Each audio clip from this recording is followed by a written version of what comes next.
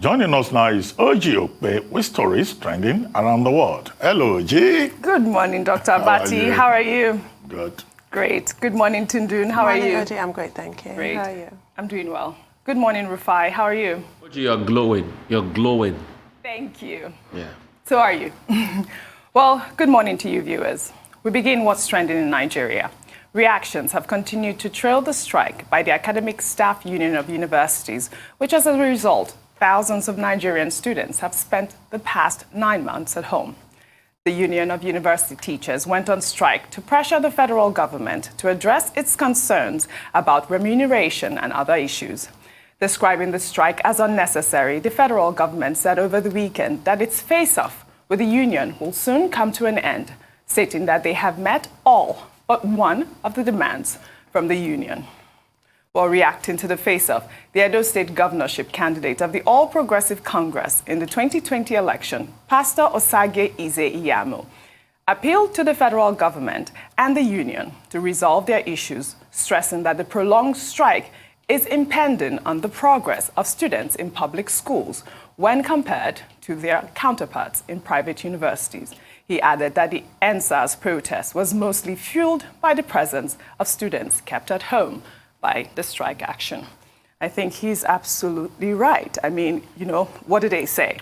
An idle mind is a devil's workshop. I mean, 9 months is a really long time. And I think that it is very unfair for the union to continue to demand that their employer pay them in the way that they want. I think it's completely unnecessary. The federal government has said that they have this amount of money that they're going to pay. Where are they going to pay it to? They're demanding that they should pay it into their own system, which has not even, you know, they have not proven that it works at this point. I mean, it really is ridiculous. Our Nigerian students are home. Our future is at stake. 9 months is a long time, and it needs to stop. It's far too long. Yeah. This is one of those strikes that just did not have popular support because the people being punished were the Nigerian students, and that much is obvious. Yes. And as you said, I don't know any employer who dictates to their employee how they want to be paid. Really, where is that done? Yes. But what I really want to say about this story is that I'm really glad to see Pastor Ize Iyamu, because we tend to have this phenomenon in Nigeria where if you lose an election, you retreat, or maybe till the next election, or to never be heard from in public again in some cases. So I like the fact that Edo State, in spite of the resounding victory of Godwin Obaseki, the whole Godwin euphoria, whatever, Edo State gets a viable opposition. This is what this is looking like to me. I like that he's speaking out on such an important national topic. Everyone should keep speaking Yes, up. I agree with you. Pastor Ize Iyamu, as a father himself, as a concerned citizen, as a political leader, has done well to intervene in this regard and offer advice. But I think we should also note especially also the intervention of the state governors. The state governors have been appealing to both sides to try to reach some kind of compromise.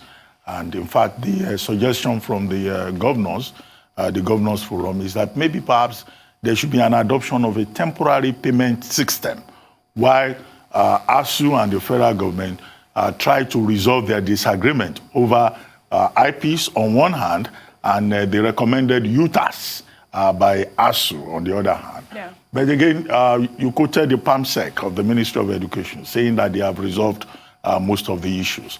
But I'm not sure that is the position of ASUU. No, the position of ASUU is that, look, fundamentally, the Nigerian government does not honor agreements. And that's, again, part of the problem at the moment. The federal government has said, one, they will pay 40 billion naira to cover arrears being owed members of ASUU and other unions within the system. They've taken on board the proposed UTAS, but that UTAS, they say it has to be verified by the Technology Development Agency called NITDA. They've also offered that visitation panels will be set up, and those visitation panels have also been set up. The federal government has also agreed that, you know, they would do a few other things, just about 4 or 5 of them, you know. But now, the same PANSEC that you quoted is now saying, well, when this matter is resolved, going forward from 2021, only persons with a second-class upper division will be recruited to teach in the university system. I've also seen a story somewhere saying you must have a first class before you can be engaged as a university teacher. What is that supposed to be? Some form of blackmail? Now, because, look, it doesn't mean that you must have a first class or a second class upper to be a good intellectual. People grow.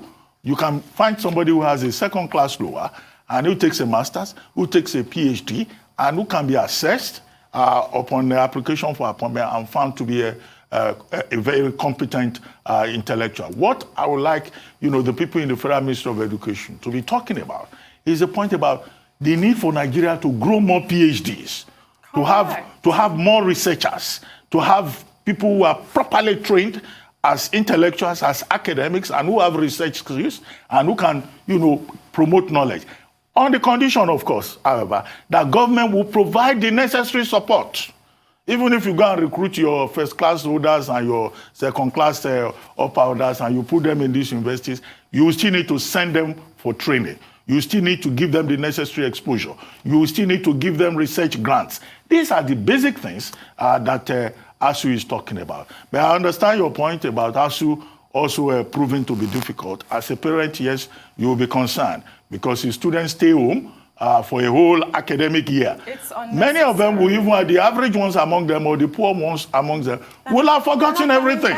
Correct. And then the admissions process in the universities, has also been truncated. But I think that every stakeholder, from Pastor Ize Iyamu to those of us who are here and others, should just continue to appeal to both sides to try to, resolve this lingering dispute. Yes, I'll take your point on the fact that on the ASUU stand saying that the federal government does not honor agreements. So I'll take a tweet from Tosin, who posted a chart detailing ASUU's strike since 1999 with the caption, "This is the timeline for ASUU strike since 1999.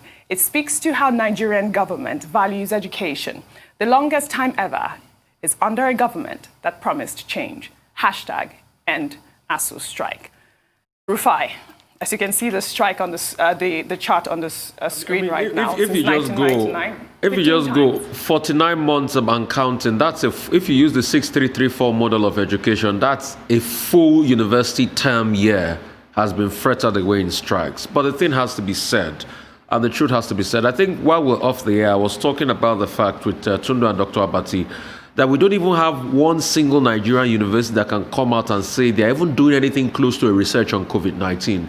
It shows that, to a large extent, the university system has been poorly funded. And the government should stand up to this. And I understand the big drawn-out battle with ASUU about university autonomy and the likes. But it has to be said very strongly that here, the government has not done their part in all of this. The government is found wanting. I remember the 2007, 2008 strike. That was Ukachukwu Wuzie was in charge of ASUU then. I remember the challenges and what was on ground. Most of those issues are still pretty much the recurring decima in our educational system. And the funny thing is, there's now a massive brain drain. So we're saying we don't even have enough professors and lecturers and researchers and the likes. I heard about Ethiopia making a demand for a couple of professors out of Nigeria. I hear countries like Botswana saying they will pay handsomely or times 2 or times 3 of what professors are going to get in here. For a country to thrive, your educational system needs to be top of the range. Nigeria's educational system is not top of the range. Funding has constantly dwindled since the time of the Ali Must Go protests. To a large extent, and it's very shocking that this happens in Nigeria. ASUU too has come out halfway with their own UTAS method, but I was hearing the Minister of Labour speak the other day. He said he's passed it through NITDA, and what the NITDA report said was it was just an introductory phase, it was just a user interface that ASUU has done with UTAS. So what remains now is for ASUU to be able to work on the functionality of users and the interface and be able to do other tests on the UTAS software for them to now finally deploy. Whatever the case it might be, the minister also went further to say that if the things do not go our way, I have other methods to explore, and I will keep it. Maybe that was a threat. You can think of that the way you want to think of it. But one thing has to be said: it takes two to do the Argentine dance called tango. government and ASUU, but most importantly, government has shown over the years that they have not done their part. And if you go through the educational system in Nigeria, it leaves a lot to be desired in terms of funding for research, in terms of grants, in terms of helping the system, to be able to scale and compete effectively with other educational systems in the world. No country gets it right without government putting full throttle and put money in investment in research. I'll give you a quick instance. We all take our phones around today. We all use touch screen on our phones. But if I'm to shock you that the touch screen technology was developed by NASA with government funding, you wouldn't believe it. And that's just to show you the role of government in research and development. The touch screen we all use on our phones today is a NASA technology developed by government funding. I want to see many technologies developed in Nigeria as a result of Nigeria government funding. The only one I can see in recent time is the technology to be able to dry kilishi properly. Rufai, point taken. We'll take another story. One of the promoters of the EndSARS protest, Eromosele Adeni, who was arrested a few weeks ago for planning another EndSARS demonstration, was arraigned on Monday in a court in Lagos. Eromosele was charged with criminal incitement, cyber stalking, provoking a breach of public peace, and conduct likely to cause a breach of the peace. At his arraignment, the prosecutor told the court that he was arrested at the scene of a demonstration. However, videos and eyewitness accounts show that he was arrested at his home. The police have requested that Adeni be remanded in custody for 30 days pending investigation. Well, here is what his sister had to say in court yesterday. On Saturday, they picked him up from my house and they took him to CSP's office, behind Area F. On Sunday, we all went to church. By the time we came back, we found out that they moved him to Panti, Yaba. That's number one move. Later, we said, well, he can't stay in Panti because Panti is not safe. They took him to Area F, not CP's office like they took him before. Number two move. On Monday morning, the lawyer went to Area F to check up on my brother, and they found out that they had moved into an unknown location at the time. 2 hours later, they said he was moved to Abuja. Number three move. Now, yesterday evening, they moved Eromosele back to Lagos. Number four move. And the police lawyer is lying that they did not move him anywhere. Why did my lawyer go to? Why did the family lawyer go to Abuja? If he was here in Lagos, do we feel like wasting money? No. Dr. Abati. Well, I'll take one more story. Meanwhile, in Abuja, a group called the Coalition in Defense of Nigerian Democracy and Constitution has petitioned a federal high court judge who issued an ex-parte order to the Central Bank of Nigeria to freeze the accounts of 20 EndSARS protesters. The petition accused the judge, Justice A.R. Mohammed, of misconduct, citing violations of the judicial oath and the Apex Court's long-standing guidelines. The petition further stated that the judge granted the ex parte order in the absence of compelling evidence and, as such, undermined the integrity of the nation's justice system. Dr. Abati, I'll come to you with the story because, I'd like more details. The first one, this the matter is already in court, but it falls within the context of concerns that have been expressed about the clampdown on EndSARS protesters. Yes. We do not have the facts of the case before us here. And once the matter is in court, it's already sub judice. So it will be difficult to make certain categorical statements about a matter that is already being handled. But what we can insist upon is that, even Emmanuel has been taken to court, has rights under the Constitution. And the principal right, of course, is the right to fair hearing. And we hope that Eromosele Peter Adeni will be given every opportunity to defend himself, to have access to his lawyers for whatever he's been accused of to be properly explained to him. And the NBA, I keep referring to the NBA under the leadership of Olumide Akpata, who had promised that if anybody involved in the protests that we saw in October is arrested or taken to court in any form, that the Nigerian Bar Association will come to the person's rescue. You can see the pressure, the trauma that his sister and I guess other members of his family are already going through. And this is the time for, the Nigerian Bar Association to fulfill that pledge that its president made so that many of these persons who are now being arrested and tried for what ordinarily, you will see as an exercise of their fundamental human rights, will get the help that they deserve, and that the lawyers that will assist them will take up those cases pro bono. Yeah. Now, the second leg of the issue that you raised is the democracy group saying that they will report, a judge to the Nigerian Judicial Council. Well, the NJC, that's the disciplinary body. But we can just talk about ex-parte motions. Yes. This is not the first time that people express concern about ex-parte, motion ex-parte, granting either interim injunctions or, taking a particular position against another party who has not been given the right to fair hearing. But the problem here is that according to the rules of court, that, the judge granted the ex-parte for, is it 90 days instead of just 2 weeks. But even that, on the part of those who are affected, I think I said it before on this program, they can go to court. Yes. Yeah, it's not as if it is cast in iron. They can go to court and challenge that order. And I think one or two parties in that particular case, is it Gatefield, has already gone to court to ask for a vacation, by a court of higher jurisdiction of that particular order. But ex-parte motions, have always been very problematic. And we've had heads of courts, either at the appellate level or the Supreme Court level, saying that, look, abuse of ex-parte motions, derails the course of justice and violates the interest of the affected parties. All right, thank you. Well, still in Nigeria, with conflicting stories surrounding the incident that took place at the Lekki toll gate in Lagos, Nigerians have been left with so much uncertainty. The army has claimed that blank bullets were used to disperse protesters at the Lekki toll gate, while the Lagos State Government is claiming that only 2 persons died during the incident. Well, a Twitter user who claims to be an IT consultant by the name Bayo Adedosu on Monday pledged the sum of 50,000 naira to anybody with compelling evidence of casualties from the Lekki shooting. Before long, the amount increased to 1.3 million naira after other Twitter users joined the pledge. Well, let's take one reaction from this story before we discuss.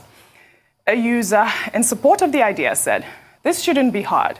As a legal practitioner, I love evidence rather than emotions in proving a case. I sympathize with the injured victims and support the NSAS campaign. However, I see this as a genuine call, notwithstanding the contradictory statements flying about in the media." This is quite a sensitive topic because, as you know, some of the people that were at the toll gate, we'll take DJ Switch, for example, who claims that she was there and she saw 15 bodies taken away, by the Nigerian army. It's really worrisome because at this point, if that really happened, no one is going to come forward with evidence. I know that you've said if that really happened, because a lot of people are denying that happened. It's accusation and counter-accusation. And I keep using this phrase, for those who have had the privilege to not be gaslighted, I think I have to explain exactly what it is. Mm-hmm. If you and I decide to tell OG, you are not wearing black and tan, you are actually wearing white, and you insist you're wearing black and tan, and both of us insist you are wearing white, after a while you start to doubt your vision, then you doubt your sanity. It's actually a really discombobulating, highly unpleasant experience. And this is what we're going through as a nation collectively. We are being told that we cannot believe the evidence of our own senses, which is why these people have come out to, at this point, they're just trying to get to the bottom of it. There's too much mystery, there are too many question marks. Well, judicial panels of inquiry have been set up. And we keep making the point that judicial panel of inquiry, either in Lagos State or in all the other states where they've been set up to investigate either the NSAS protests or the pro-SARS protests or police cases of police brutality. We expect that this will be judicial panels focusing on truth. And persons who go there to make depositions or submissions should also realize that they are not entitled to their own version of it, and that whatever they say at any of those panels can be interrogated, because our concern as Nigerians, as a public, is to raise questions, is to ask questions. This gentleman now says he wants to give money to people who have evidence. Yes, he probably will get some people who will come forward, persons who have gunshot injuries, for example.